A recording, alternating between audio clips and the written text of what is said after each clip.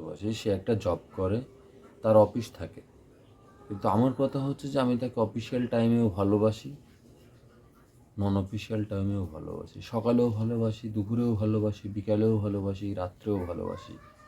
সারা সকাল, সারা দিন, সারা রাত, সারা সন্ধ্যা, সারা বর্ষা, সারা শীত, সারা গরম, সারা শরৎ, সারা হেমন্ত আমি তাকে ভালোবাসি।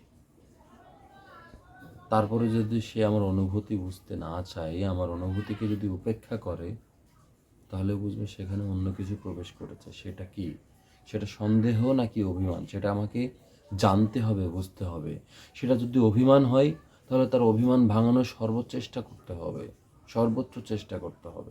আর যদি সেটা সন্দেহ হয়, তাহলে আমি সেটা কখনোই ভাঙাতে পারবো না। তবে আমাকে, আমার জায়গা থেকে যদি আমি সঠিক থাকি, তার সন্দেহ একদিন না একদিন হলেও শেষ হয়ে যাবে। সেদিন সে বুঝবে আমার ভালোবাসায় কোনো খাত ছিল না, আমার ভালোবাসায় কোনো অভিনয় ছিল না। এটাই বাস্তব।